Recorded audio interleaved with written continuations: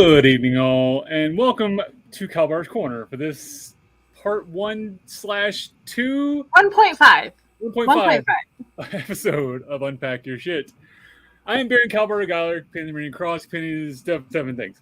And I'm joined today by my favorite Meridian / Atlantean, who has abandoned me forever, Ouyang.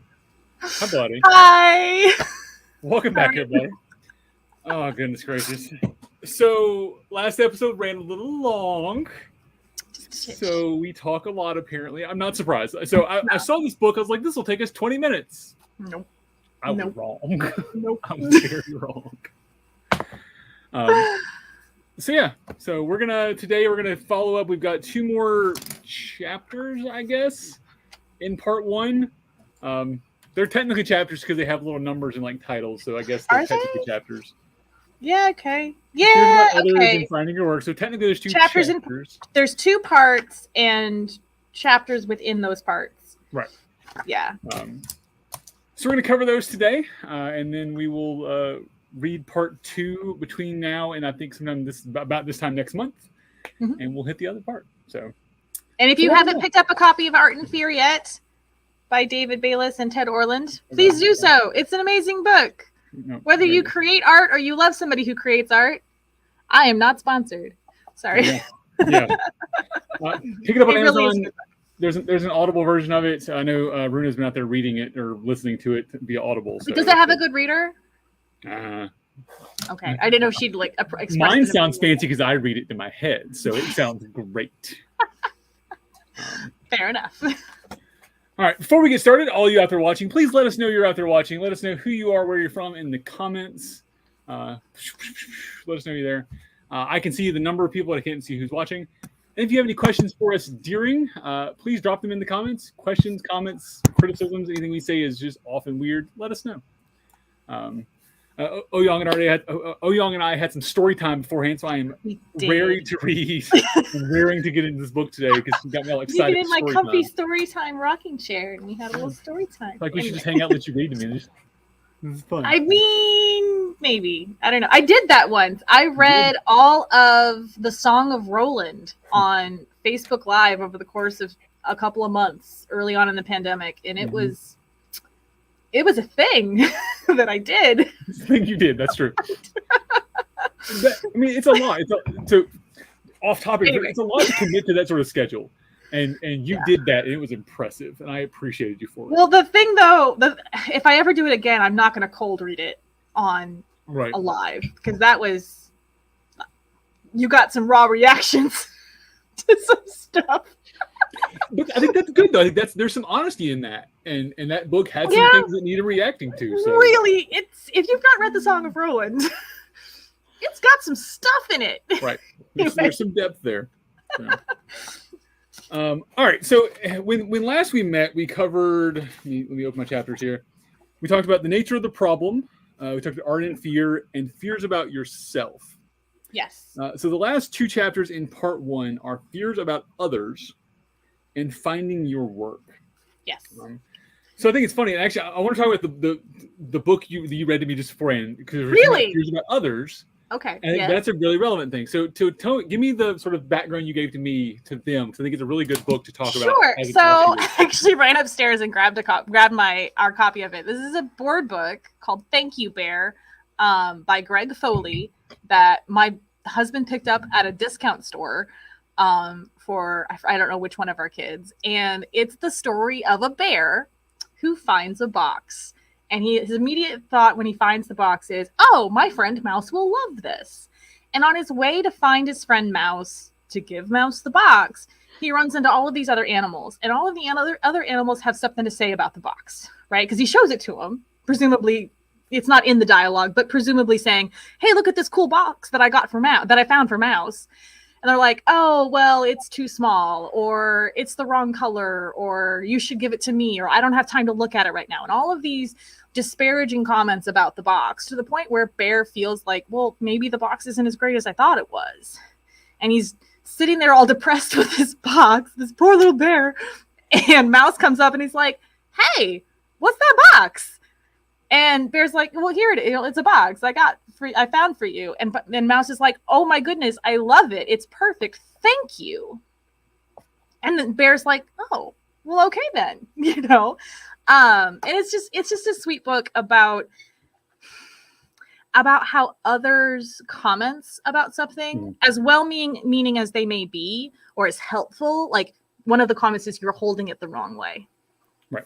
You know, like which I'm sure, I forget which animal says that, they thought they were being helpful, but it wasn't what Bear was even like. It was like, that sort of falls into the realm of unsolicited feedback.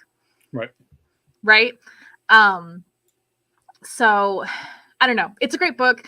Maybe we'll do a different series where we just talk about picture books and the philosophical lessons. And yes, that's amazing. No, so but when you read that, and I looked back down at the first page of this, and I hadn't marked this initially, but then I saw this and I was like, well, there's a relevant thing. Mm-hmm. But while others' reactions need not cause problems for the artist, they usually do. Mm-hmm. The problems arise when we confuse others' priorities with our own. So in this case, you know, to Bear going through was hearing the priorities of the other animals, and was then confusing them with his original priority of getting this box to Mouse. Mm-hmm. So that I just thought that was interesting that you shared that with totally. that. Immediately, and I was like, well, there you go. That's the thing. There you go. And we don't mean to. It's one of those things where it's so easy to tell ourselves that we shouldn't care what other people think. And this goes to one of the bit that I had, the first bit of this section that I have highlighted. Like, I mean, I grew up, you know, watching Daria reruns, right? And you want to be the cool kid who doesn't care and is like, I'm too smart for this. And, you know, and I watched Daria as an adult and I'm just like, no, stop, child. Oh God. But we want that affirmation. We want to, after all, wanting to be understood is a basic need, an affirmation of the humanity that you share with everyone around you. The risk is fearsome in making your real work. You hand the audience the power to deny the understanding you seek. You hand them the power to say, you're not like us, you're weird, you're crazy. So as much as we've been told, you know, as the indoor kids, art girl, you know, that it doesn't matter what other people, that you shouldn't care. It's kind of hardwired in us to care. Right. You know, and you may not need the affirmation of literally everybody that you come across, but you need some affirmation because you need someone to fill your cup. You know, you need that edification that what you're doing is worthy of something, you know, even if it's just bringing a smile to your friend Mouse. When it's literally what we do within the artisans community within the SCA. If we're looking at like the fairs, competitions, the judging, or even just putting it on Facebook for people to look at, right? Even if you're just documenting your process, that's literally what you're doing. Because if it was just me making art for me, I don't care about my process. I know my process. You don't need to know my process. It's not for you. Mm-hmm. The minute I write that down, the minute I take a picture, the minute I share that to somebody, even if it's a subconscious level, I'm asking them for input. I'm giving it to them. Even if you're only sharing it to, you know, your intimate group friend, you know, group chat with just like, you know, your 3 or 4 closest friends or your partner or whoever, you know, like that's still sharing it with somebody. And that's still asking for some level of affirmation. I mean, you bring your art home as a kid, you know, that you did either just a sketch you did because you wanted to, or something from actual, you know, art class.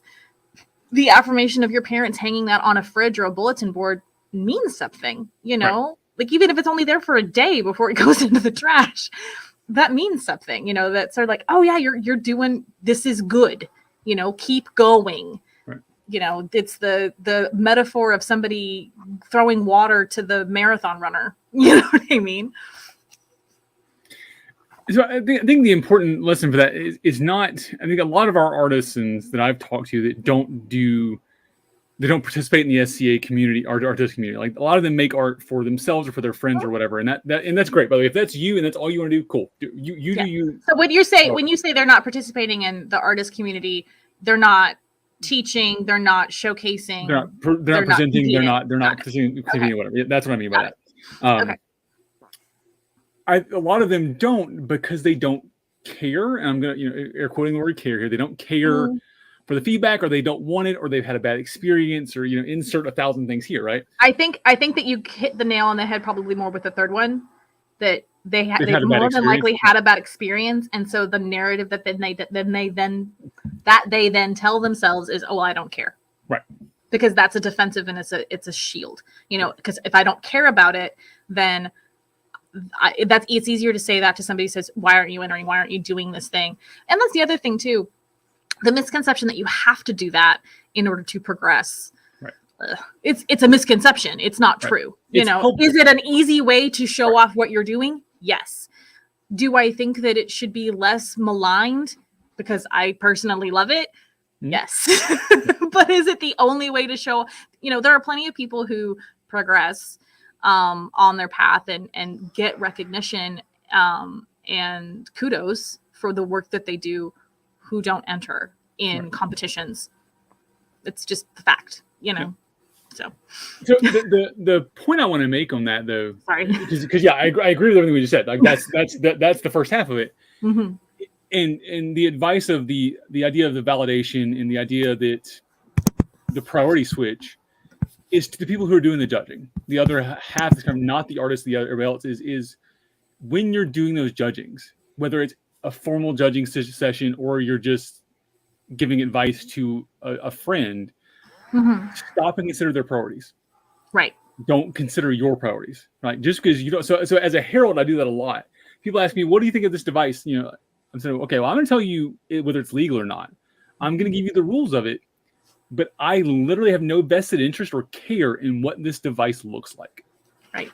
Because it may look like utter crap to me, but it's not my device. Right. So my priority is to make sure that you are happy with it and it's legal. That's it. I have heard more and more people, because it's not just peers, right? Just people in a position to give advice when shown something or asked a question, whether it's, should I make this garb? Should I use this fabric? Should I, do X, Y, or Z? That not here's this thing I made, but actual so people soliciting advice. The first question from that person on the giving end of it is, what are your goals?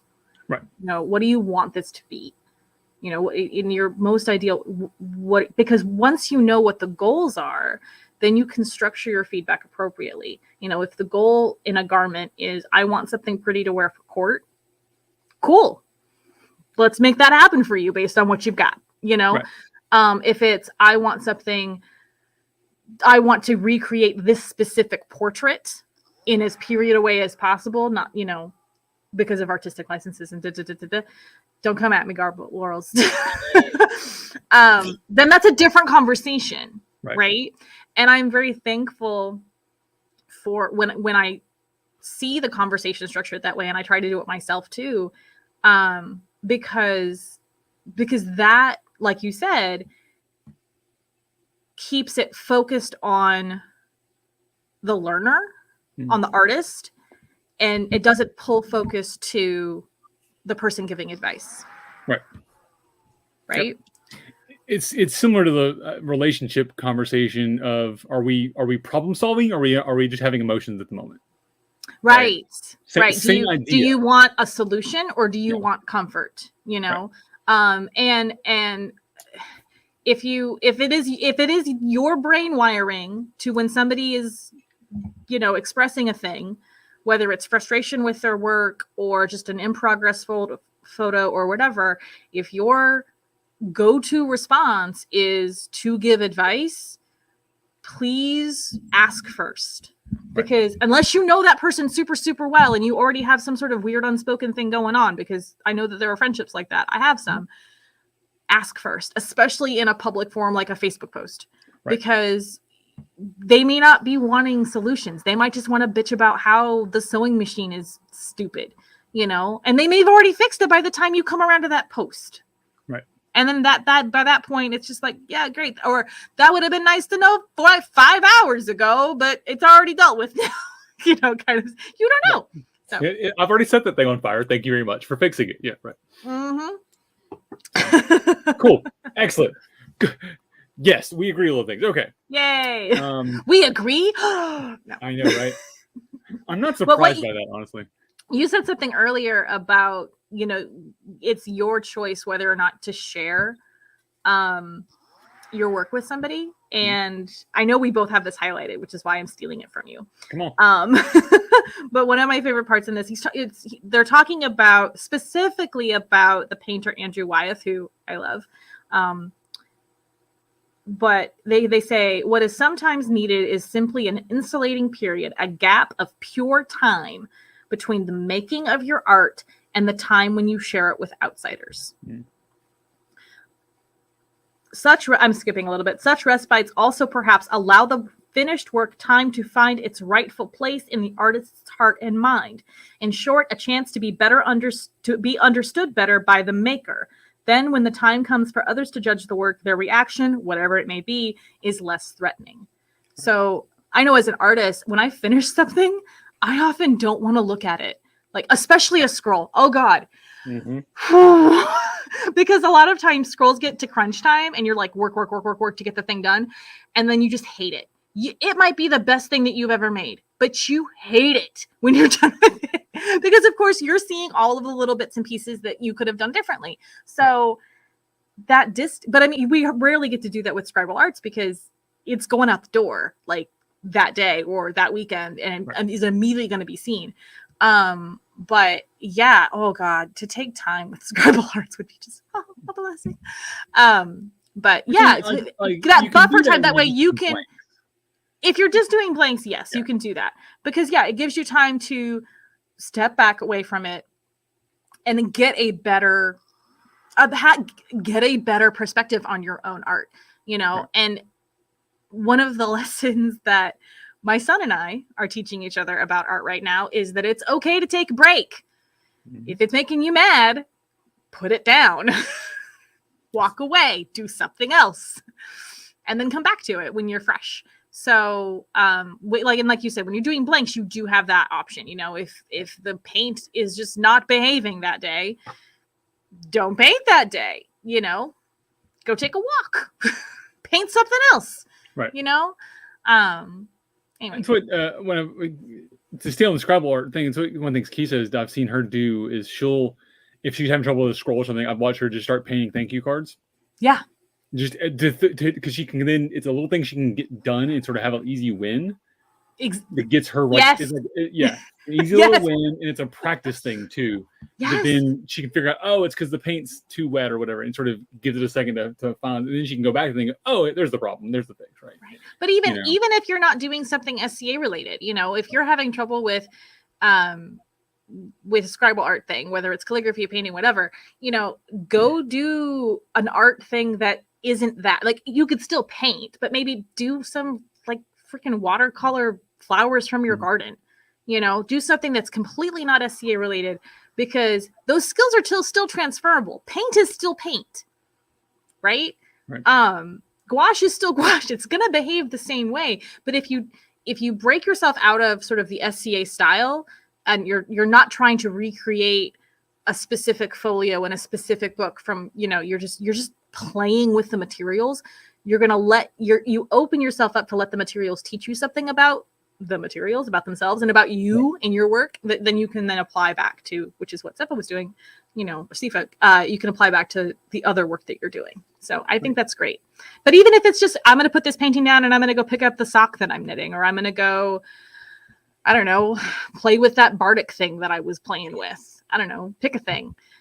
This is why dabbling is a good thing. Right. I'm not biased at all. Having some extra things, right.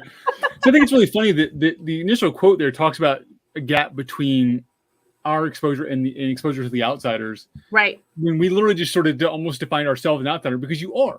When you revisit your same art, you become an outsider to your own art. Oh, for sure. For sure. You can never remove the fact that you saw it, you know, the making of it. But it's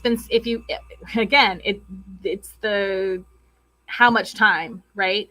But like, there are some projects over there that have been sitting over there for long enough that timeout projects that if I were to go pick it up again, I would have to look at it as a viewer, as opposed to a maker, to even remember what I did, you Right. know, because it's literally been that long since I did anything on them.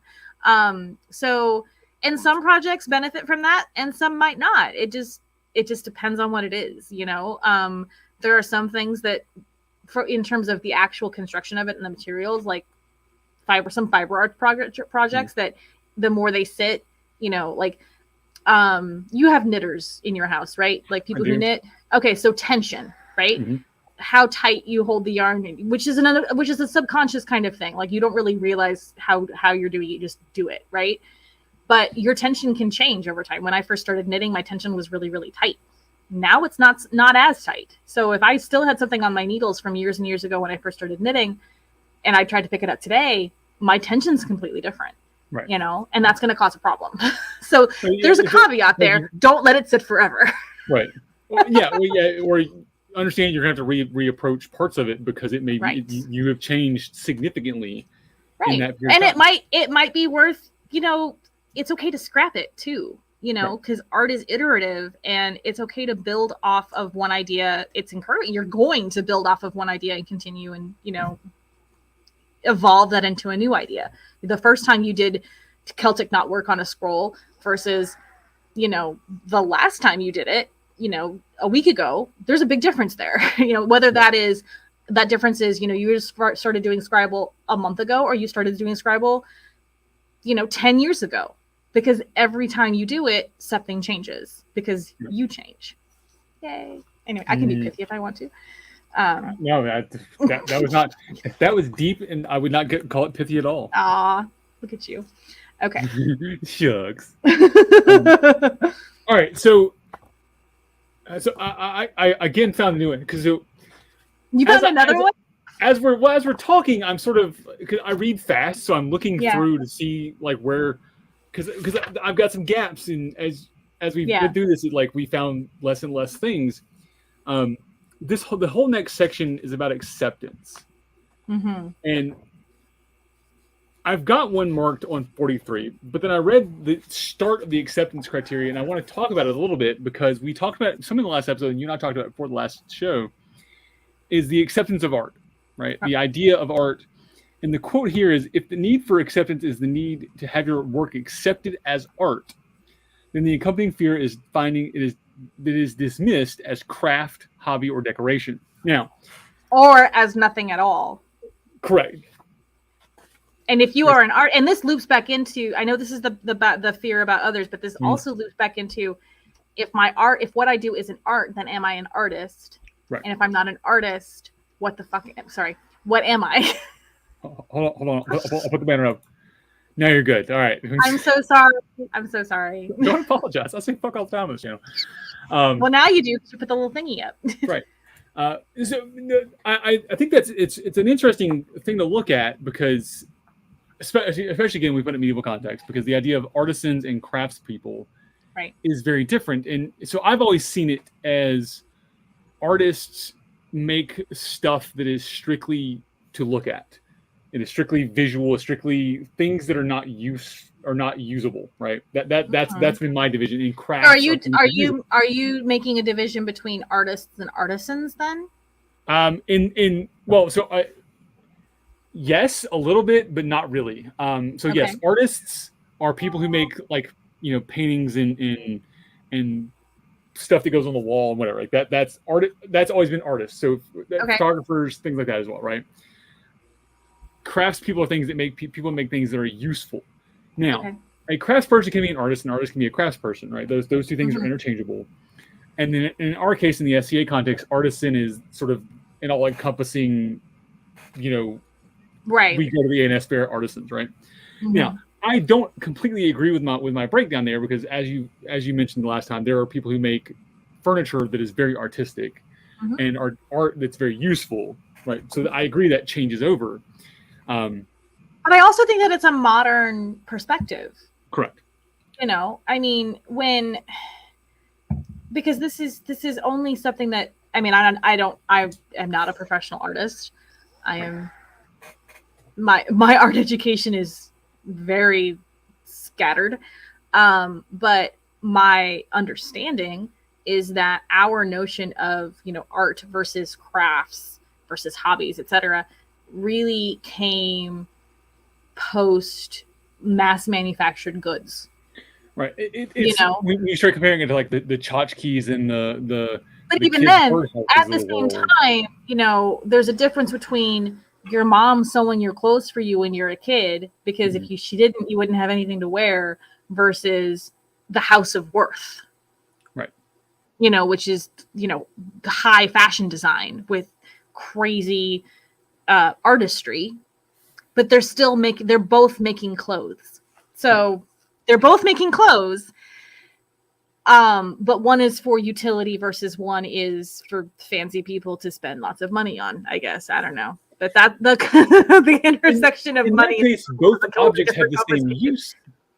Yeah. I mean they're both things to cover your body. They're both things to cover your body.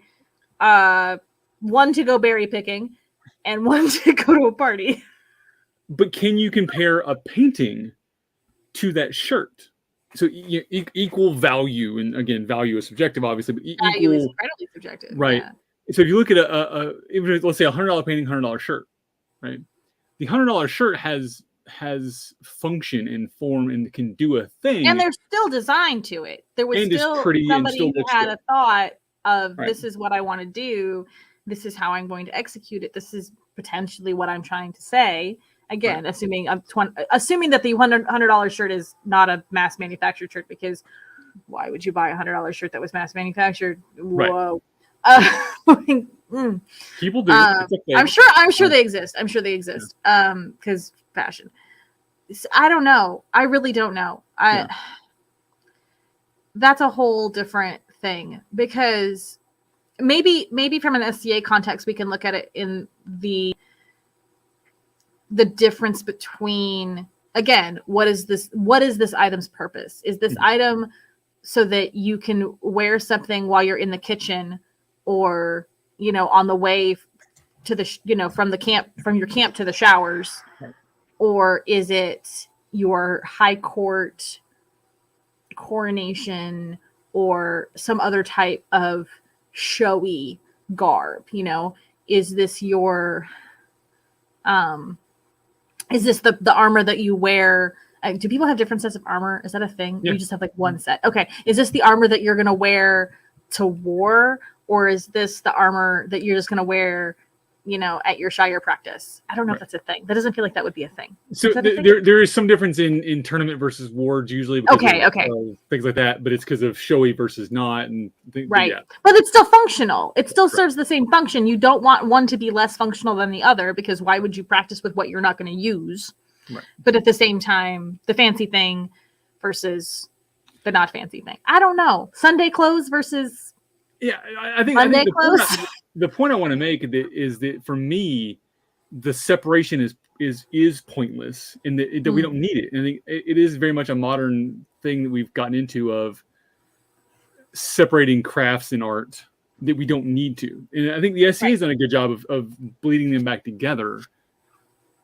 Well, and honestly, I think if we set, even from a modern standpoint, I think there's a danger in separating craft from art. Because craft there is no reason why craft cannot be any less self-expressive than art is. And if we want to talk about, the modern sense of art, the modern sense that art is a method of self-expression as opposed to just a thing that, somebody pays you to do. But it also, by devaluing it that way, we run the risk of losing it. Correct. And when we lose it, and all we know is the mass manufactured way of doing it, then when that system fails for one reason or another, here's a list of how all of the other ways that in which it could fail, then we're stuck. Right. You want to talk about zombie apocalypse skills. I got a Fisher Price loom over there that I need to teach myself how to use. So, anyway, thank you, Mom, for my Fisher Price loom. There you go. But yeah, no, I think that's actually sort of what my thoughts are. Is that it doesn't need to get separated, and we don't need to. And it cycles back to the priorities. Mm-hmm. Is the idea that devaluing art or devaluing the craft is you as the viewer putting your priorities on the maker of that art. Right. That's all that's it. That's to me is simple, but I get that it's not. Yeah, it's a very thorny conversation, and it's I feel like it probably could be less thorny in an SCA context, but probably isn't, because again, what's the function of this? Is this kitchen garb? Is this just a simple shade fly because you need to keep the sun off of you? Or are you trying to recreate a specific tent from a specific manuscript or wall painting or whatever, or fresco? It's all about intent and purpose, I think. But I don't think that you use the same skills. It's just what is the end. The skills are the same. The process is the same at its core, right? Your hands are still going to move the same way with similar materials. It's just the goal, the end goal is different. And that might change the time that it takes to get there. Because obviously the tunic that you make for sleeping in or doing kitchen duty in is probably not going to take you as long as the fancy court garb. Sure. All right. What's next? Acceptance and approval are powers held by others, whether they be friends, classmates, curators, or author of the definitive history of your chosen medium. So the idea that this is not something that you control. Right. This is you don't have any control over somebody else's reaction or somebody else's acceptance, since we're talking about acceptance of your work. This is at the end of a section of they were talking about this guy who in the late 1930s wrote a history of photography. Right. And he praised and criticized people, but the people that he really hurt were the people that he completely left out. So yeah, it's one of the, it was just a reminder for me personally that, you can't control this. And that's okay. Yeah. So. And you can never control another person's reactions to anything. Again, emotional conversation, other conversation, whatever. This book is therapy, and I'm sorry. Oh my God, it is. I apologize. It's still good. All right, so I want to shift gears a little bit for the next one here, because we talked. Did you have any other? Oh, before your next highlight, you mean? For the next highlight, yeah. Because again, SCA context here, because this is what we're doing. The new thing versus the old thing, right? I wondered if you. It is fast. We're gonna have to go back through and do a Google Doc of how many of these we did the same. We lined up all, right. Sure. So for the artist, the dilemma seems obvious: risk rejection by exploring new worlds, or court acceptance by following well-explored paths. Mm-hmm. So I'm going to come at this from a fighter for a second, because I'm dealing with this currently. Before you do that, can I share the one that I highlighted that was slightly above that one? Oh, sure, go ahead. It goes with it. At any given moment, the world offers vastly more support to work it already understands, namely art that has been around for a generation or a century. So, go ahead. Let's fighter for a second. So, 97% of the fighters in the known world use sword and shield. Just a thing. You go to any tournament, you're going to see mostly sword and shield. I now fight sword and Madu, and it's really weird. Sword and what? Madu. So the spear with a little shield on it. Am I okay? Exactly. You don't even know what the hell I'm talking about. You're not part of the Polearm Club? No, it's one-handed. Man, okay. I don't know why I thought you were part of the Polearm Club. I hang out with the Polearm guys because they're just rejected. Okay. I'm working with Kikishi on the coast because he's a glaive guy and he's the one of two in the kingdom currently. Him and his knight are the only two. But that's that. So that's really what I'm looking at with that is that, yes, I could fight sword and shield, and it would be a lot easier for me to learn from people because there's a lot of people to learn from. A lot easier for me to progress, and probably easier for me to get knighted. Right? We're talking about straight path to that. It's gonna be easier on the fighting side. Is it though? Because you just said the field is saturated. Right, but it doesn't matter. It's easier for me to learn it, and people understand it better. Because people understand it. So, got it. Okay. The Rose tournament. So Meridius does a Rose tournament every at Gulf Wars, which is the cream of the crop representing our rose. It's all about the rose. It's all about the presentation and the chivalry. And I was fighting Madu. I heard afterwards that I was brought up in discussions to be the choice. The roses get a choice of who they want to progress from their pool. Mm-hmm. I was brought up in that conversation, right? And the objections that were about me were they didn't understand it. They don't understand the fighting style. They don't get what I'm doing. Why is he fighting that thing? Nothing to do with my prowess or how good I was. I mean, granted, I did not do that well today. I'm glad. Okay, but if they don't understand it, this is me trying to be that fly on the wall from the past. Let me get my TARDIS and everything. So I can maybe understand it if it was they couldn't. If someone doesn't understand a technique or an art, let's make it a little bit broader and apply it to some of the things. It's hard for them to judge prowess. Correct. Potentially, because they don't have an understanding of it, and that's when it becomes a teachable moment for you as the doer in the situation to then teach that thing and provide understanding.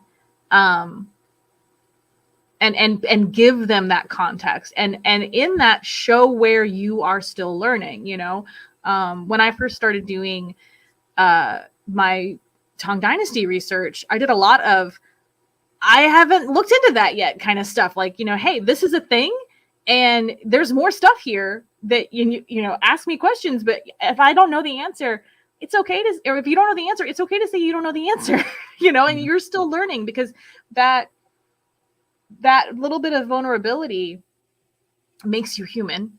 Welcome to humanity.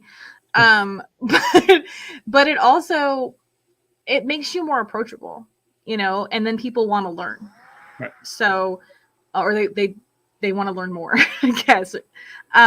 So yeah, that's the only, I know you haven't finished your story. I apologize. No, so you're correct, and that's and had I been involved in that conversation, obviously I wasn't, because But now you can teach classes on Mandu, and maybe people will be interested and show up and learn things. Right. Correct, and yes, something Kiki and I are talking about actually. The concept I'm looking at though is that I fight Madu because I want to, and because it brings me joy. Right, it's very much the Marie Kondo of the fighting world for me, but.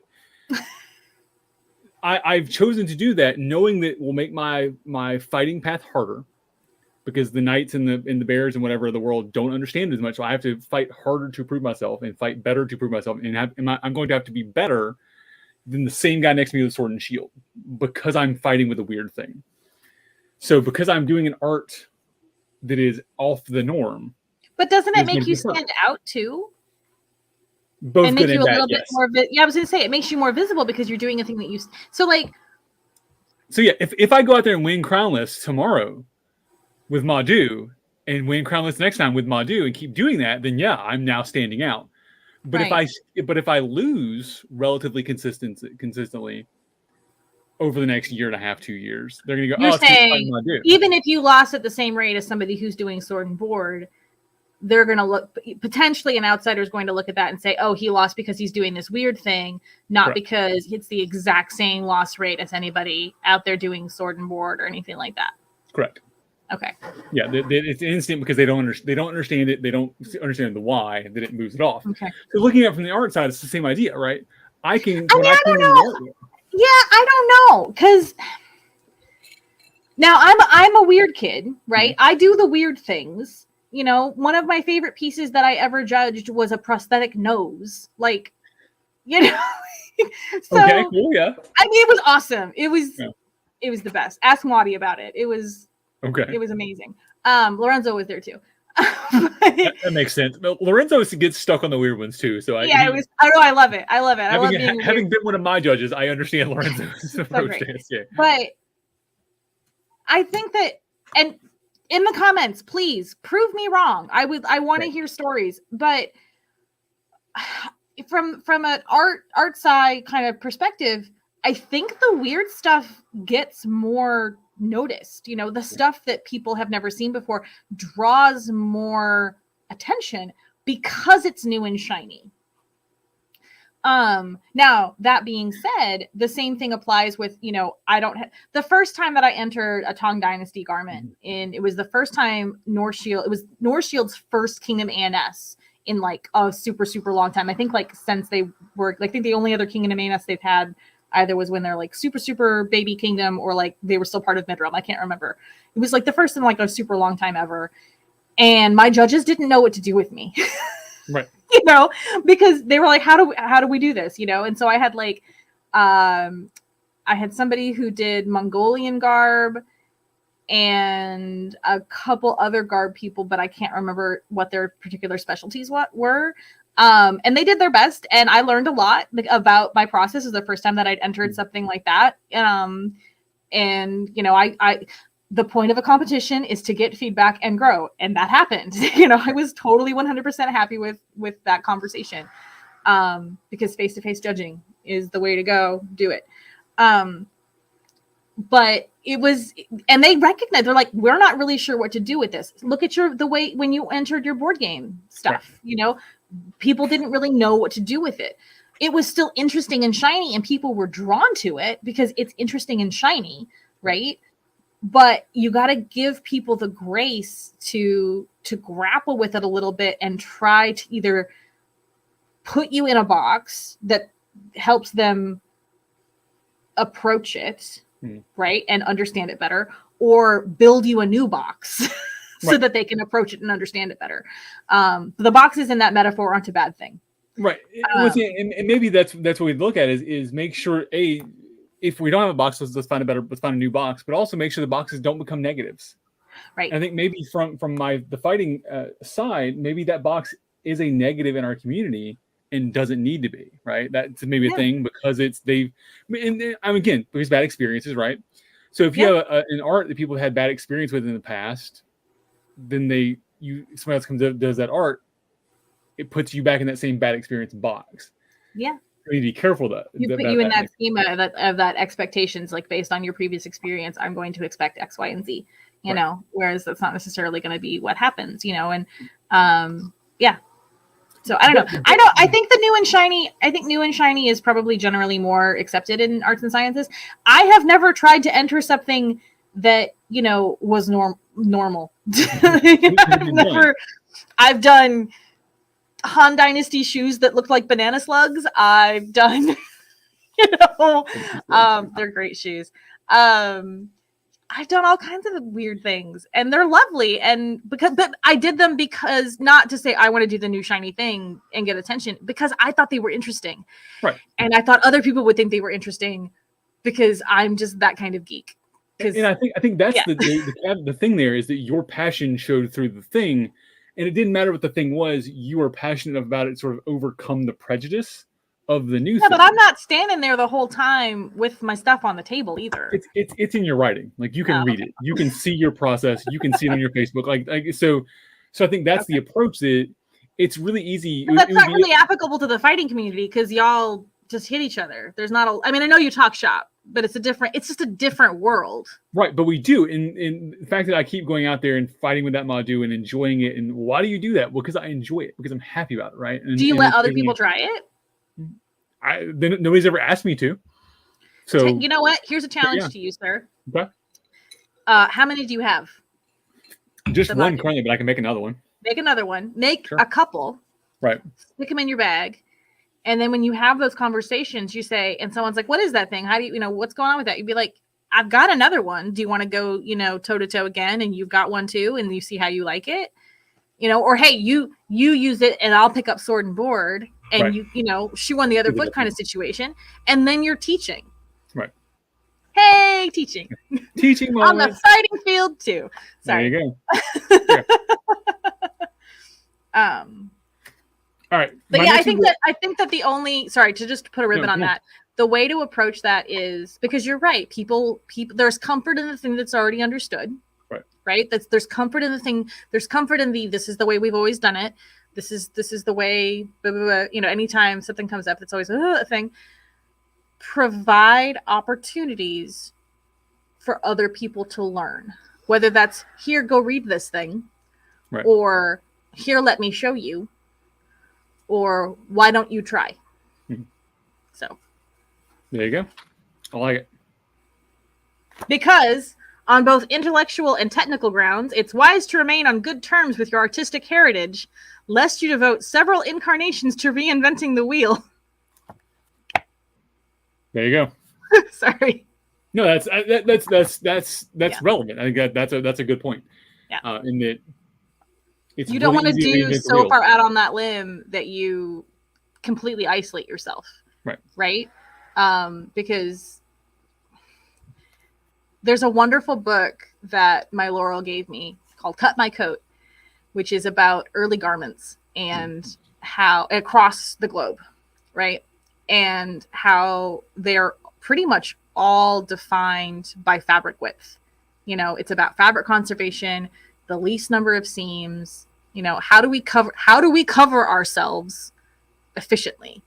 Right. And it's just fascinating because, you know, it doesn't matter where you are, you know, at the early stages of textile production, this is what garments look like, you know, and they're based on these different, you know, technical aspects, which maybe slightly vary, but the basic concept is the same. So the idea that somebody else doesn't have something to teach you, right? Yeah, no. Agreed. All right. So I have my next point has nothing to do with this book or this conversation. Oh no. I know, but it's in this book, so it's relevant. Okay. But it actually relates back to the previous episodes I did with Helga. And it's when your horse dies, get off.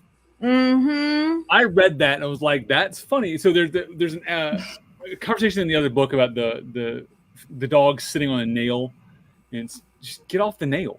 Yeah. Just stop complaining. Just get off the nail, right? Mm-hmm. So in this case, when your horse dies, just get off of it. Just move on, right? So you know, to tie it to the art side, if you've ran that art to dead, move on to something else. Move on to something else. That maybe, but move on to something else. So. Move on to something else. I just enjoy that they had that little bit of cowboy wisdom, as they called it in there. Yeah. The last few that I have are in this section are about how acceptance and approval and everything is attached to your audience, and you just need to do art. Right. There's a James Thurber quote in here, which I love James Thurber, but you know, there's no such thing as good art or bad art. There's only art and damn little of it. So just go make shit. Yeah. Go do the thing. Do the things. Do the thing. Yeah. Because you learn from the thing. The only pure communication is between you and your work. But no, I love this. And this comes into, so my reptile brain loves competitions because I love the feedback and I love the rubric and I love being able to zero in on things, actual action items of things that I can improve, because my brain tells me one thing, but my brain also lies to me. So, but you can take that too far. And it talks about how the lesson here is simply that courting approval, even that of peers, and in this, you know, he's not talking about skating and peers. Yeah. Like equivalent people, your not equals, even your equals, puts a dangerous amount of power in the hands of the audience. Worse yet, the audience is seldom in a position to grant or withhold approval on the one issue that really counts, namely whether or not you are making progress in your work. Right. Because again, they have a very, very limited perspective compared to you as an artist. Which is why it's useful to tie to the SCA thing, useful to keep track of your documentation over periods. Yes. Have your project. Have I talked about project journals yet in this episode? A couple times, yes. In this episode? In this one? Not today. No. Okay. Project journals. Do them. Anyway. So the next section of this is approval. Acceptance means having your work counted as the real thing. Approval means having people like it. Yeah. So your art can be real. Sure, it's art, great, but do we actually like it? Is it a thing that people care about? And that's even maybe harder in the A&S context, because they'll go, yeah, that's tableau and trim. It looks like utter shit, but it's tableau and trim, right? They're not going to tell you that obviously in your face, but like that's what they're thinking, or that's what you think they're saying. You don't know. Are you telepathic? Do you know what they're thinking? You don't know what they're thinking. I know. You I can feel it. No idea. I felt the judgment. But no, I think that's interesting to look at is the idea of the acceptance versus approval. You know, those two is they are diametrically opposed. And that's the thing is both acceptance and approval are quite plainly audience-related issues. In a healthy environment, good work would get recognition. If your only validation is internal, society has failed. Sounds straightforward enough, but society is hardly a monolith. It harbors many environments, some repressive to the artist, some supportive. For artists who thrive on confrontation, rejection is not a problem, but for many others, the constant wear and tear takes a toll. For those artists, survival means finding an environment where art is valued and art making is encouraged. Right.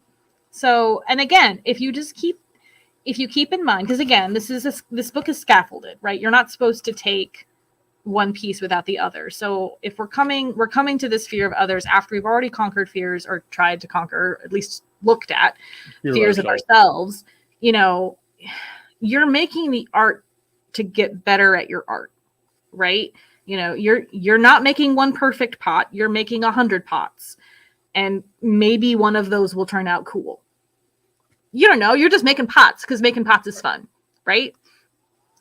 So if we equate even if we equate approval or acceptance with a cookie of some sort, okay, well then after you get that recognition, that accolade, that award, if that was your goal, what next? Right? So I think a lot of the time, we see that burnout happen. People get crispy. But it especially is relevant, or it becomes evident after that goal has been achieved, because then you've lost the fuel in your engine because you didn't ever plan past that, So I think it's important to have validation coming from inside, because again, you're the one who knows your work. It is not you have to have external. You are one person, right? Find that community of people that you like. You don't have to love them, but people who you like and who most importantly you trust, right, to not steer you wrong, right? And you learn from each other and you bolster each other and you help each other out, Yep. But yeah. And I know it can suck when you feel like you're not getting that approval or that validation. It can be really isolating and depressing. And I've been there. And it sucks. And I'm sorry. Well, and it can get worse when you get the bad side too. Like when you try to get it and you get negative, and that's why people shy away from our. Well, and I think that's where you really need. That's where having that support group, that network helps, because then you can say, okay, you can specifically request those action items. Give me one thing to focus on fixing. As opposed to the laundry list that you might have gotten, and I know that as a judge, I always try to call out the good things, when you, because sometimes you're presented with something and it's either someone didn't understand the assignment kind of situation, and you're like, what? And you're just really, you don't want to be discouraging, but at the same time, because we have a rubric that we're going through, right? And it's like, well, but it's hard. You don't want to come across as mean, because I guarantee you, we're not mean. we like this, and we want to give actionable, constructive, meaning that's something you can build on. It's something you can construct from. Feedback, because we want to see you keep doing stuff. We want to see you continue. So I try to put in things like the next time you do this, try X, Y, or Z, or I would love to see you try this. You mentioned maybe using this material. I would love to see that. Like, show me more. It's hard, and it's hard, and I know that time can can make it feel even worse. So hang in there. there are lots of places on Facebook and places where you can share your stuff, and if you ask for specific, whether it's one of the apprentices groups, or even if you're not an apprentice, if you ask for specific stuff, and you tell us that you want people to focus on one thing, or you want people to be gentle, people will follow that. People will reflect that. It'll be good. And if they don't, ignore it, I guess. If they don't, you don't know that person. What are they? You're not going to take your birthday away. Right. They're not going to eat you. You can block them. It's fine. Facebook has a feature. So. Facebook has a feature. All right. So we're an hour in already, and we've talked about fears about others. Yes. So let's cover the finding your work. I think that we can probably go pretty quickly through this, because this is written for artists in our century. Traditional artists. Yeah. Traditional artists. Yeah, it means something different in sonology. Right.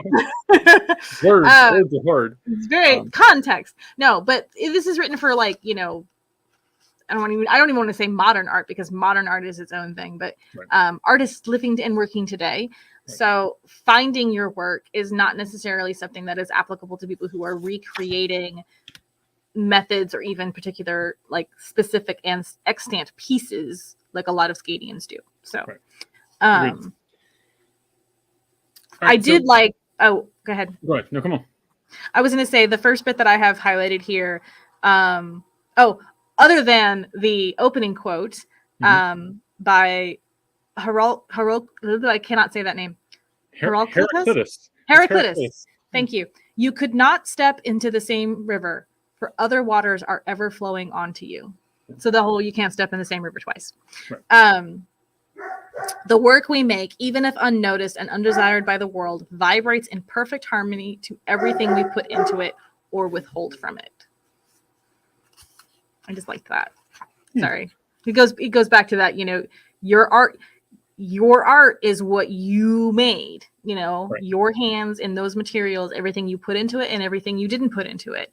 That is what it is, I think that's a thing to remember, is that the thing is the thing. Mm-hmm. And when it's done, and it's okay. And you move on, and to let the thing be the thing is maybe that's a deep cyclical conversation there, I guess. But to let the thing be the thing, right? Yeah. There's a lovely story. I'm not going to read the whole thing, but there's a lovely story about an artist who picks up. She's a visual artist, and she's a painter or whatever. She's a visual artist, and she picks up dancing because she just loves it, right? She derives joy from dancing. And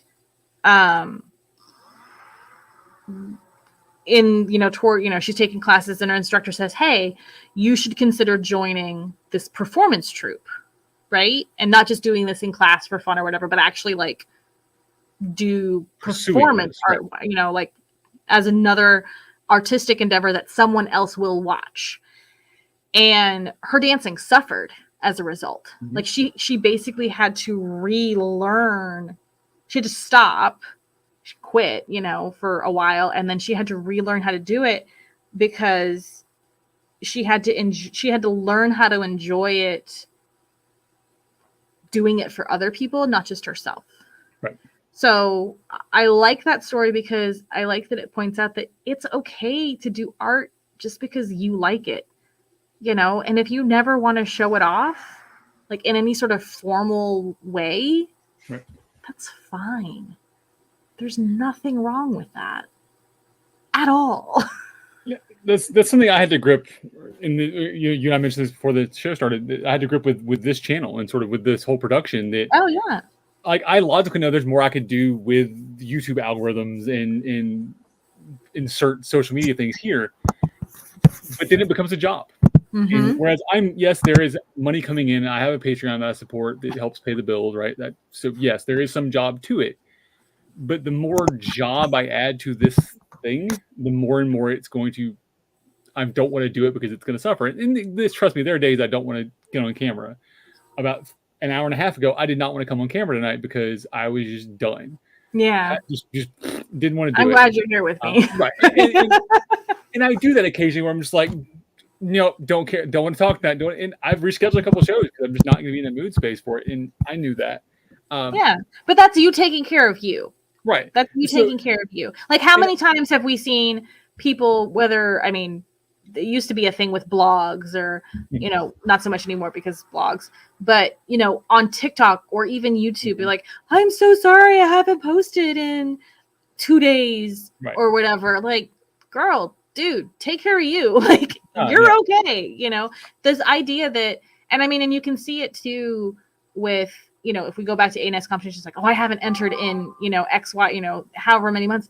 Dude, if you don't have anything to enter, you don't have to enter. Like, that is an internal expectation that you have put on yourself. Nobody outside of you, unless there actually is, and then maybe that's a whole conversation you'd be having with people, right? Yes. Yeah. Balance. Right. Balance. Well, yeah, and it's sort of, I guess, what I've looked at. It's funny, it's like, 'cause I keep adding things to the plate of the shows, but it's a lot of it is people that I'm bringing other people on to provide content, right? Right. But all the content is there, and I try to always approach it from a selfish aspect of, do I want to see this? Do I want to watch this content? So it's your channel. Yeah. Right. So it's things that I want, that I'm doing these shows. So, like, again, Unpack Your Shit is a great example. I started this show for me and Helga to talk. Yeah. And people watched or not, I didn't care. It was for me and her to delve into my psyche and do stuff for that, to make me better on my path to peerage. And that's still what it's for, right? All of the conversation I'm having is helpful to me as a person. There have been a couple that I may be less interested in. There have been a couple that were a little off, but I honestly went into them with a, sure, I'll talk about the thing. That's sure you probably still learned something. You maybe didn't learn as much as you might have from another series of Unpack Your Shit, but you still learned something, and therefore you got something out of it. And even if you learned that that particular hocus pocus wasn't your tea or wasn't your jive, whatever, cool, you learned that.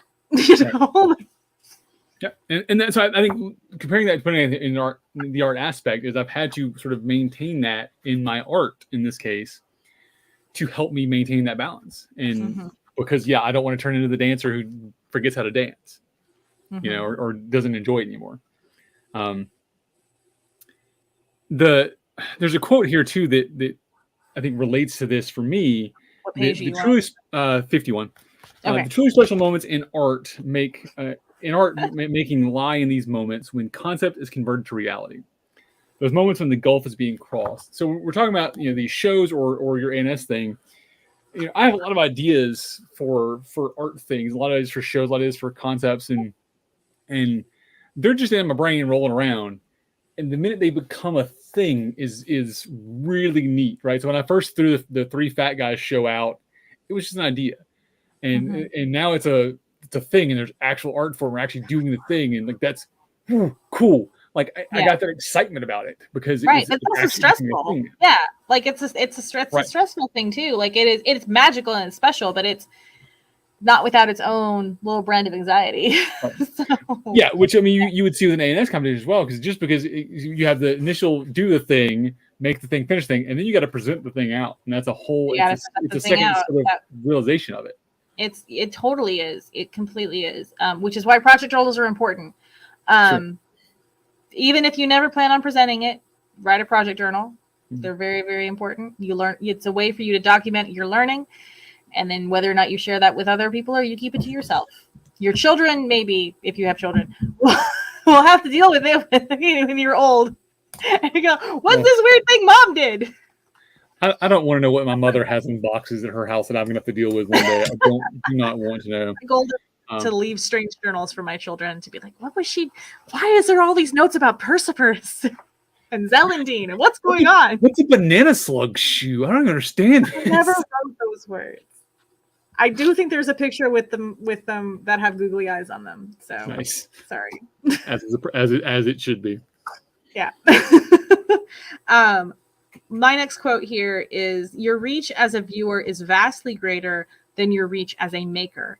The art you can experience may have originated 1,000 miles away or 1,000 years ago, but the art that you make, the art that you can make, is irrevocably bound to the times and places of your life. Right. And I think that I highlighted it because we do, in an SCA context, a lot of recreation of that work that happened 1,000 miles away and 1,000 years ago. It's still happening now, you know, like, even if you use the most like period of materials, there's still materials from 2022. They are. You know, even if you have that one sheep that's been backbred to be a medieval sheep, it's still a slightly different sheep. It's still a slightly different sheep. Even that that brush or that pen or that paper or that needle, you know, it's still from 2022. Right. And so it's just, there's some humility in that. But it also is you know, you can't remove, I keep saying, I think I said it last time, I don't play the Persona game because I have two names, right, depending on what I'm wearing, because it's weird otherwise. But because I'm always me, right? Like, I'm always me. I can't remove the me. Every character I've ever LARPed as, whatever name I put on it, has always just been Richard. It's always, it's right. You know, a different accent or a different funny hat on it, right, but it's the same person. Yeah, exactly. And so, you know, and I know other people play the game differently, and that's fine. But, you know, I can't not be, you know, this white girl who grew up in Indiana, you know, who, you know, lives in the South, who, you know, is raising two kids and trying to live a Jewish life. Like, that's who I am, you know, like, so I mean, nothing changes that. It's the whole, it's the swastika conversation, right? Yeah, basically. It's the context, right? So yeah. The swastika in history was used as a symbol of peace, and it's Buddhist, and it's Hindu, and it's all these things. It's all kinds of things, yeah. And now but it's also, yeah. And it's because of today's context of that thing. But it's not just the swastika situation. You could also have the same conversation about the Crusades. You know, right, we can talk about Templars and we can talk about the Crusades, but it's like, okay, let's talk about that. But then let's also talk about how at that same time, you know, German Jews were horrendously treated, right, you know, like with all kinds of just badness. You know, the home front didn't, you know, it wasn't just happening in the Middle East. It was happening at the home front too. And you had this persecution and nasty shit happening. So yeah. And then even still, you can't ignore the fact that the Crusades have been appropriated by the sort of neo-Crusader people into white supremacy. You can't the whole Norse mythology has been right. Same thing. So, so one of the things, totally tangent, but I'm glad we're bringing it up. I didn't mean to today. I'm a big fan of boilerplates for context when it comes to either you know, whether you're presenting something in a fair or you're teaching a class. Just a couple of paragraphs at the beginning of your write-up or your handout that gives, you know, the when, where, who, what kind of thing, but also give me a little bit more, maybe some modern contextual stuff. So like when I talk about Tang Dynasty and I talk about how Han culture has been the majority culture in China for a really long time, it's not the only culture in China, you know, and that currently, you know, the Chinese government recognizes 50 some odd ethnicities in China. There are more than that. And they also are, committing genocide against the Uyghur Muslims, like, you know, like, and they're actively oppressing cultures within China. And so not only that, but then also that the Hanfu community is incredibly misogynistic, you know, like we have to have those conversations. And so when you're doing a presentation like that, even if you just put it out there initially in just a few short paragraphs, just say, hey, here's some context. You know, you want to talk about the Templars? Give me some context. You know, who, what, where, when, a little bit of why, and then put in that little disclaimer of, hey, by the way, in a modern context, this is what's happening. Right. You know, just you don't have to put an opinion on it. Just this is happening. So people are aware. This is happening, and I, as the artist in this case, are aware of it. Exactly. I'm still pursuing this, but I'm aware of this problem. I'm aware of it, and the implication is you're not gonna, you're not gonna go down those muddy waters because, but at the same time, from a teaching perspective, you're also warning your students who are then gonna go off and Google something, and if they come across something that's problematic, they're not immediately shocked by it. Right. They at least, they warned me about this. I know to avoid that site, or I know to, try this different search term so I can avoid that site and not go there. So yeah, context, and not just period context, but modern context as well. Right. Yeah. So Sifa I'm just going to throw these on the screen here. Everything we do, say, think, and make is informed by our very own personhood. Yes. And context is everything. Context is everything. Thank you. So to wrap this section for that, and unless I missed something here, a premise common to all such efforts is that power can be borrowed across space and time, which is really funny with you and your TARDIS. It cannot be borrowed. There's a difference between meaning that is embodied and meaning that is referenced. As someone once said, no one should wear a Greek fisherman's hat except a Greek fisherman. Right now, I disagree with that last part a little bit, in that that's literally what we're doing as modern recreators, is wearing the Greek fisherman's hat, even though we're not Greek fishermen. I mean, they're Greek fishermen. Yeah, but they're talking, but that I think is a nod to the earlier conversation that they're having in here about like the coyote trickster figure and taking things out of their context, like, indigenous figures and things like that. So I think that that's what they're trying to get at with the whole Greek fisherman thing. Right.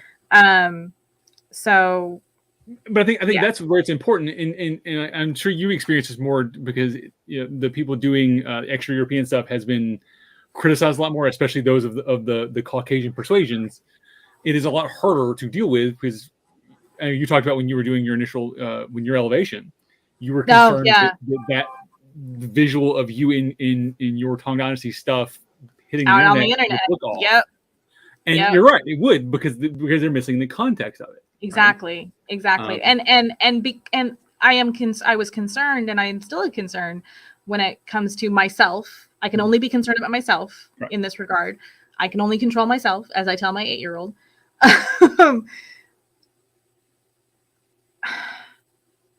What was I going to say? It's my own comfort level, and again, it's outside of that that context. We work so hard to not be appropriative, right?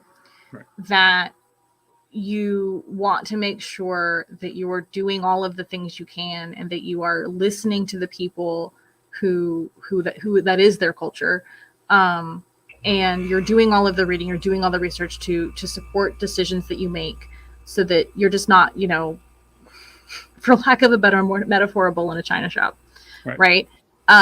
So, which I think it matters a lot more for cultures that are still current, that are still active. Yeah. Especially, it matters for all of them. Don't get me wrong. It matters for all of them. When they're still active, when they're living, exactly.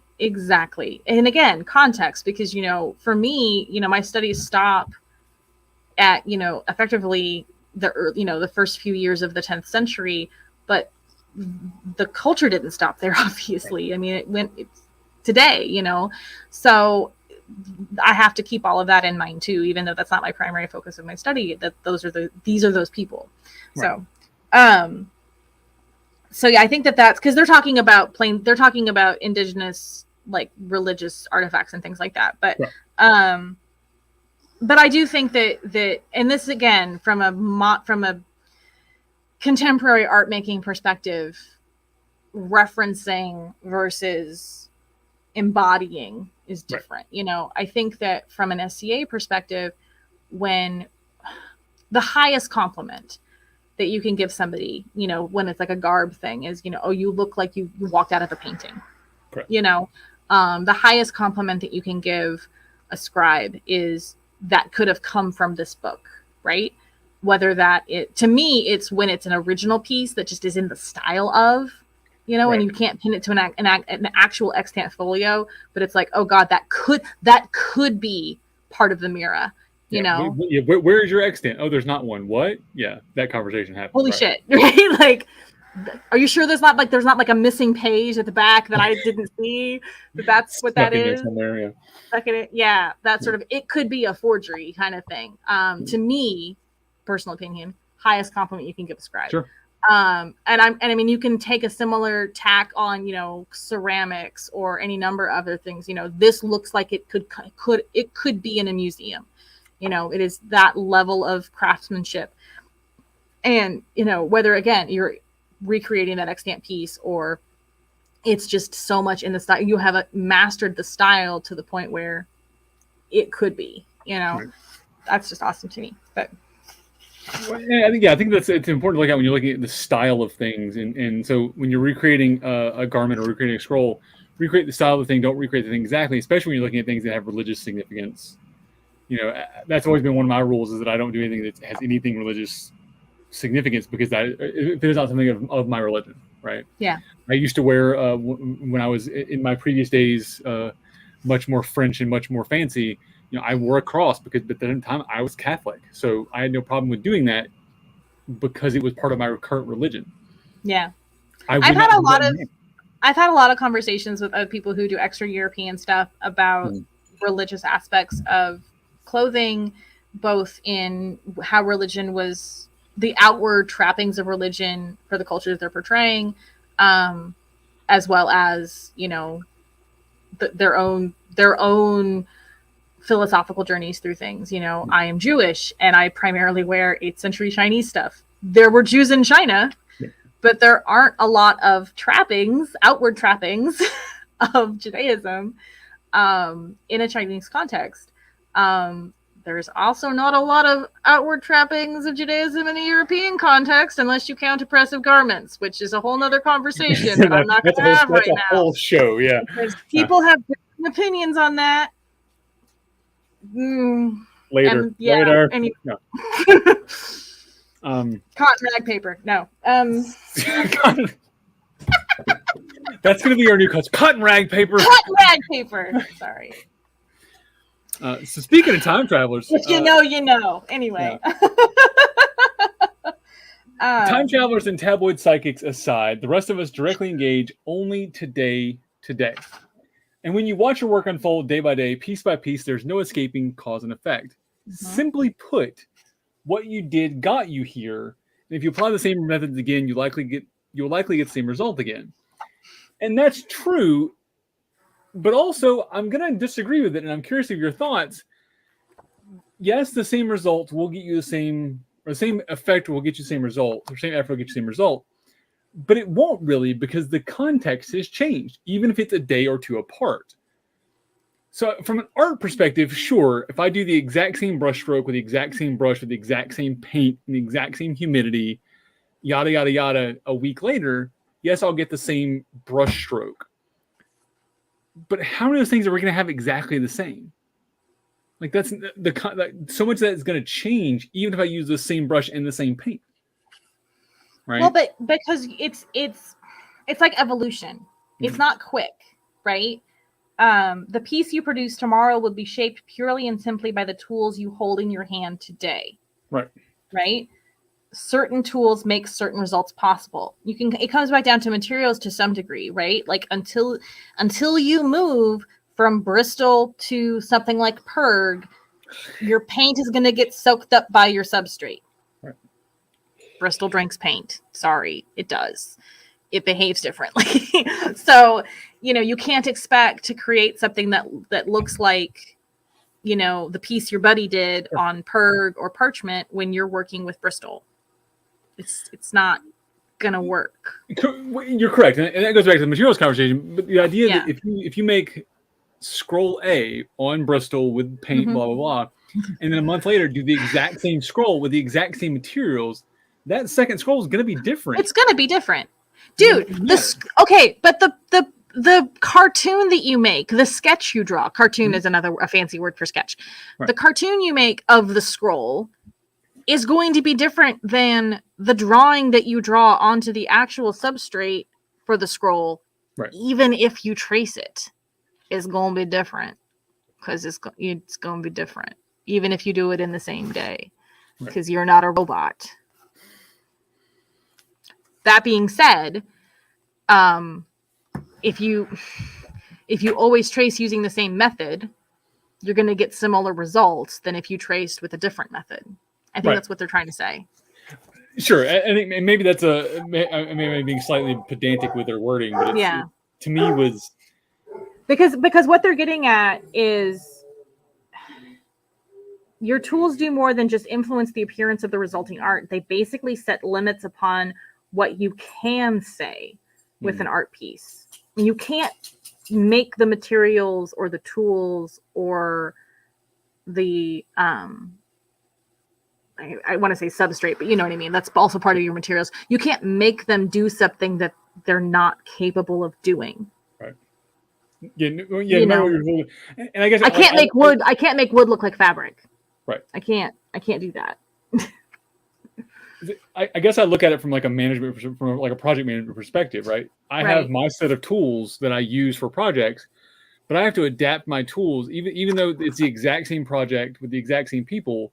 Their lives have changed over the last year, so I have to adjust my tools. I have to adjust my approach because the context has changed essentially.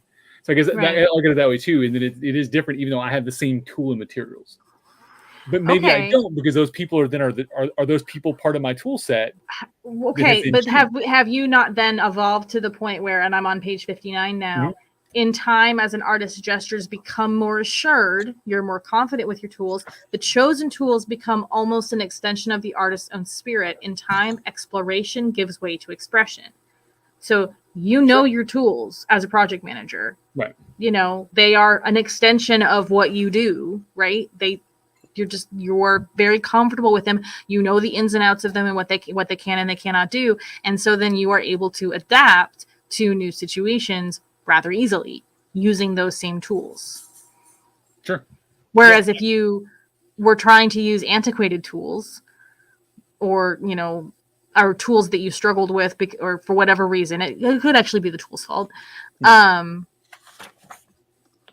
Maybe that wouldn't be as easy to do. Right.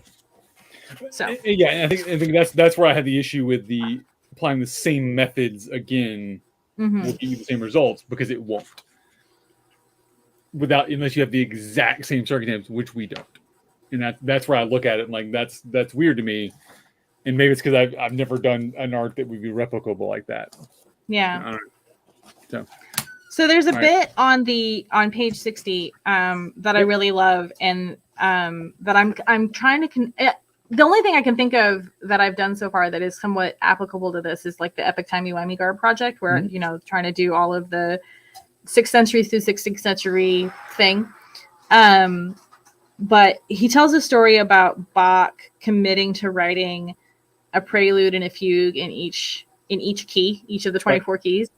And he's like, I'm just, you don't know what to do. Well, I haven't done that one yet. And it got me thinking, I was a public librarian for, a decade. And, all of the different mystery writers who have their different conceits, like, so one of them has a mystery, like every one is a number, and then one it's like all the letters of the alphabet, and all of these different conceits, and they're just chugging out these books that go with that. And it got me thinking, well, my Epic Timey-Wimey Garb project is kind of like that. But if there's a scribal thing, like are there people, like, do you have a bucket list basically of things you want to do? It's every Scribble challenge that comes out. It's we've done Scribble bingo before. Every Scribble challenge. Some of the Scribble challenges stuff, it's like, you're going to get the same sort of categories, at least with Meridian Scribble challenges, you get the same categories every time. But there are definitely people who try to get at least one scroll into every one of those categories. Pull double duty on some of them. But yeah, I don't know if, I know there was the 100 Pell challenge. No, that's not right. Challenge. The 100-day Pell challenge. Yeah. So not, and then there was the 100 days of ANS, which I failed at because commitment like that give you a thing to do. It's daily, but it's one of those things where it's a one size fits most kind of situation. Like, I don't do well with challenges that are like, you have to do this thing every day. Right. That doesn't fly. I'm bad at that. No, I can't walk every day. Let me start with that goal first. But sort of like, well, a period princess project. Period princess project is a perfect example. You know, it's a project. I've got my list of princesses, and I'm on Sleeping Beauty right now. I haven't looked at it in several weeks, but I have it. You know, but it's one of those things that I can pick up when I don't know what else to do. Hey, you know, let's look at Zelendine. Let's look at, you know, Brunhilde, you know, and try to figure out which one of them maybe came first, and then go from there. Anyway. Yeah, no, that's absolutely correct. I think that's the thing. It gives you some sort of context. Mm-hmm. So in that case, it gives you a box to put it in. It gives you a box to put it in. That often leads to an inspiration. So you have your time around the Gar project that has then led you down this path of thing because you're going to make one thing initially, right? That was your initial goal, was to make one. It's going to make an outfit. Garment. Yeah, an outfit. Yeah. You've now turned your entire laurel path into. You know. I'm just saying, it's a thing because it inspired other projects, inspired other conversations. I gotta make underwear. Bad about that. I gotta make underwear, and then I don't know where the TARDIS is going after. Right, and then he goes somewhere else. I might do 13th, 14th century France because of Zelendine. I don't know. There you go. And figure that out. So the last quote on that is: working within the self-imposed discipline of a particular form eases the prospect of having to reinvent yourself with each new piece. So I really like that. Yes, I've done Scribble. I'm not great at it, and I don't have like an inspiration for it. But when there's hey, we need scrolls for meridian crosses. We need this thing done. Okay, cool. I can do that because now I have a focus in it, right? And I can meet a goal, right? So I like that because it gives me a focus. So I have trouble with games that don't have goals in them. So I love Minecraft. I love Ark. But there's no goals. So I have to self-impose goals. Right. I was going to say, I play Eco by Strangely with my family because I'm a nerd. And it's a fun game. It's like Minecraft for adults. Right. It's like adult Minecraft. But yeah, but we don't play with the meteor turned on, but we have our self-imposed goals of, okay, we're going to work toward unlocking this research tier, or we're going to work toward building this, or we're going to build this road, and we're in constant communications about what that goal is so that we can work together to achieve it. So yeah, no, I'm same, but I'm also a completionist. So which is why it's hard for me to do games like that. I'm like, well, because like Minecraft and Ark both have an end game. There's a thing you can do to win the game, but then it just you just go back in, you're like, all right, we're back here now. What's next, right? You got your cookie. What's next now? Mm-hmm. So I've never actually done the ends of either of those games because I don't want to. I don't care. It's not important to me. Right. I'm enjoying building, enjoying experiencing the world, finding the things like that's Well, and even games like Stardew Valley, which we love it. We love Stardew Valley. You give me those achievements. Like I've got to ship everything. I've got to catch every fish. I've got to cook every recipe. I've got to do all. The music notes. I hate Soul Cavern so much. I got to build all the damn stairs now. Anyway, the last thing that I have highlighted in this section, and I think it's a fun thing to close on. For most artists, making good art depends on making lots of art, and any device that carries the first brush stroke to the next blank canvas has tangible, practical value. Because the goal is to keep doing the thing and to start again. So, anyway. And that is the end of part 1, folks. 3.5 hours for 60 pages. So Gwen, Northshield Gwen, said something in our last episode about how she's like, I'm going to need to get this book. I hate this book. And I was like, sorry. It's hitting me differently than I thought it would, which is interesting. And I will warn people, it's not harsh. It doesn't like throw things in your face. It is gentle, but it is also not coddling. No. It's just real. It's like you're sitting down and you're eating pie with your art buddy who has been there and understand. It's the real power in this book is it gives voice to all of those things that you didn't have words for, you know, and just the knowing that other people deal with this and have dealt with this. Like, I mean, like I said, Andrew Wyeth is mentioned in here. I think Ansel Adams comes up a couple times. I mean, there's some heavy hitters that they talk about. Right. Chopin's in here, but not quoted, obviously. Like, they talk about his process. But it's reassuring and comforting, but there's also tools in here about adjusting your thinking. So I'm not a psychologist, but my takeaway is that it feels like it has a lot of like cognitive therapy in it. You know, like that sort of cognitive behavioral therapy of, you know, hey, maybe think about it this way, and oh, hey, yeah. So I like it a lot, and I'm excited for part 2. Yep. So next month we'll finish up part 2. The dates are on the Kal-bardr's Corner Facebook page out there in the Facebook lane, wherever. I'm just going to point randomly to the screen. I've been doing this now for almost 2 years. I still don't know where things are. Isn't it always in the doobly-doo? The doobly-doo? Is that the official word? That's a YouTube term that the Vlog Brothers came up with, is the doobly-doo. It's the doobly-doo. You've never heard it called the doobly-doo? It's the doobly-doo. See, I'm clearly not a YouTube star because I don't know the doobly-doo. I am ancient, is what that means. There you go. Holy All shit. Right, folks. Coming up this Sunday, of course, we got Road to Retention. Next Sunday, Coffee with Cal. And then in a month, we'll be back for this. So keep tuning in for that, and we will see y'all then. This has been Cal and Ouyang in Kal-bardr's Corner. Have a good day, everybody.